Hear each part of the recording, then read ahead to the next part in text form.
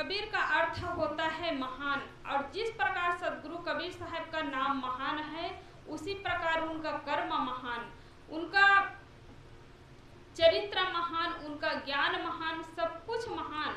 सदगुरु कबीर साहब सतपथ के राही थे। कभी लोभ लालच में पड़ करके अपना रास्ता नहीं बदले, सतपथ पर अडिग होकर के चलते रहे। और सदगुरु कबीर साहब को दुनिया के लोग जो भी दृष्टि से देखना चाहे देखते रहे। अभी भी लोग उनके नाम पर अलग अलग मत पंथ कहना चाहिए, जैसे मानना चाहते हैं मान रहे हैं। सदगुरु कबीर साहब जिस चीज को पानी पी पी करके, भूखे प्यासे घूम करके खंडन किए, लोगों को समझाए, समाज को अच्छा रास्ता दिखलाए, और वही समाज के लोग सदगुरु कबीर साहब के जाने के बाद उन्हीं के नाम पर लागू कर दिए, है ना, कि ऊपर में कोई भगवान नहीं है, ऊपर में कोई स्वर्ग नहीं है। सदगुरु कबीर साहब घूम घूम कर समाज को बताए, लेकिन आज हमारे सदगुरु कबीर साहब के लिए ही जोड़ देते हैं। तो ये संतों के प्रति, गुरुजनों के प्रति, ईश्वर के प्रति, भगवान के प्रति श्रद्धा तो रखे मन में, लेकिन विचार करना चाहिए, विवेक करना चाहिए, विवेक करके मानना चाहिए, विचार करके मानना चाहिए। क्योंकि आज जो हो रहा है वो कल भी होता था, है ना, आज जो हो रहा है वो कल भी होता था, लेकिन ये हमारे सामने प्रत्यक्ष रूप में दिखाई नहीं दे रहा था, तो लोग विश्वास कर लेते थे, मान लेते थे। अब समुद्र पार करके मान लो जाए वो हनुमान जी उड़ करके ना, इस पार से उड़ करके उस पार चले गए। आज उस चीज को छोटे छोटे बच्चे लोग मोबाइल में बना रहे हैं, किसी को आकाश में उड़ा देते हैं, किसी को आकाश से फिर नीचे, है ना, छोटे छोटे बच्चे लोग उसको बना रहे हैं। तो हमारे सामने ये प्रत्यक्ष रूप में जब तक नहीं आता है, ये सारी सुविधाएं हैं, और ये मनुष्य की ही देन है, मनुष्य के अंदर में ही ये शक्ति है,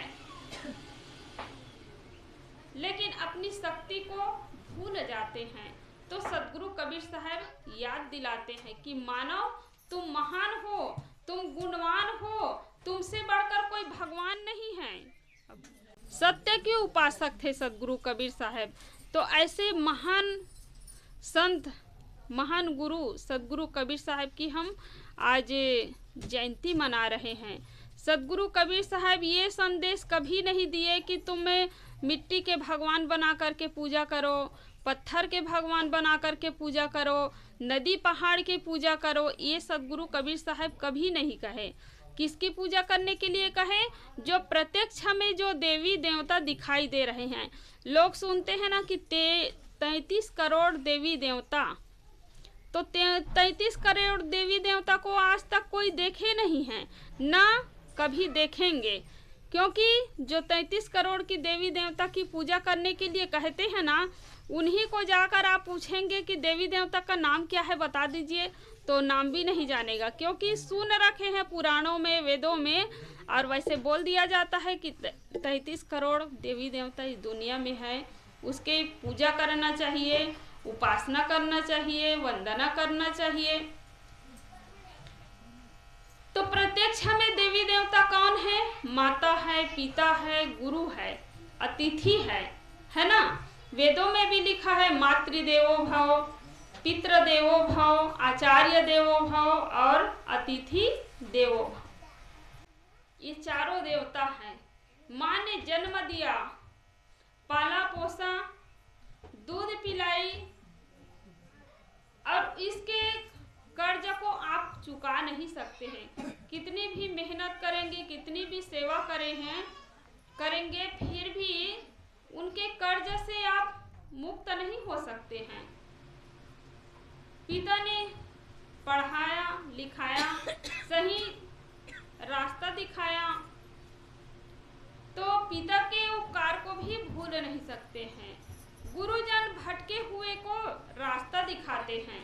आज हमें गुरु का ज्ञान न मिलता, गुरु नहीं मिलते, तो इस जगह पे नहीं होते। गुरु न मिलते तो कहाँ जाते? कहीं शराब की दुकान में जाते, बीड़ी के दुकान में जाते, कहीं चोरी हारी करने के लिए निकलते, कहीं मिलावटबाजी करके कहीं दुकान चलाते, गंदा खान पान करते, जो गलत खान पान नहीं करना चाहिए, मांस है, मटन है, शराब है, ये खान पान करते। ये सत्संग की जगह पर नहीं होते। क्या गांव में इतने लोग हैं, लेकिन आप लोग सत्संग में जुड़े हैं, सदगुरु कबीर साहब का ज्ञान आपको मिला है गुरुजनों के माध्यम से, तो इसलिए आप सबका सौभाग्य है, हम सबका सौभाग्य है कि हमें अच्छे माता पिता मिले और फिर सही रास्ता दिखाने वाले सदगुरु मिले। आज गुरु तो सबके जीवन में मिले हैं, गलत पाठ पढ़ाने वाले भी गुरु है, उल्टा सीधा काम करने के लिए गुरु सिखाते हैं। दुनिया में भटक रहे हैं लोग, जहाँ नहीं जाना चाहिए वहाँ जा रहे हैं, जिस चीज को नहीं खाना पीना चाहिए उस चीज को खा रहे हैं, तो उनके लिए भी तो गुरु मिले हैं। चाहे माता पिता के रूप में गुरु मिले, चाहे पड़ोसी के रूप में गुरु मिले, चाहे कोई गुरु तो मिले हैं, सिखाने वाले गुरु मिले हैं, खिलाने वाले गुरु मिले हैं, तो इसलिए उनका रास्ता गलत हो गया। आज हमें सदगुरु कबीर साहब का ज्ञान मिला तो हम सब बड़े सौभाग्यशाली हैं। सदगुरु कबीर साहब का ज्ञान जो है एक सूर्य के भांति है। जैसे सूर्य निकलता है तब साफ साफ रास्ता दिखाई देता है, आप कहीं कांटा कंकड़ में नहीं चलते हैं, कहीं ठोकर नहीं खाते हैं, साफ साफ रास्ता दिखाई देता है। और सूर्य नहीं निकले तब तक लाइट जलाना पड़ेगा, टार्च जलाना पड़ेगा, तब आप कहीं कुछ ही दूर जा पाएंगे, और सूर्य निकलने के बाद साफ साफ दिखाई देता है। ऐसे सदगुरु कबीर साहब का ज्ञान जिसको हो गया वो कभी भटक नहीं सकता है। कहते हैं ना कि सदगुरु कबीर साहब के नाम से लोग कितने भजन गाते हैं, उनके आरती करते हैं, वंदना करते हैं, झूम झूम करके महिमा परक भजन गाते हैं, लेकिन सदगुरु कबीर साहब को कभी वो समझ नहीं सकते हैं। सदगुरु कबीर साहब का ज्ञान है जड़ क्या है, चेतन क्या है, किसको मानना चाहिए, किसको नहीं मानना चाहिए, ये साफ साफ दिखाई देता है। जिनको सदगुरु कबीर साहब का ज्ञान हो गया, ये धर्म चमत्कार है, पाखंड है, कर्मकांड है, इसमें लोग नहीं उलझते हैं।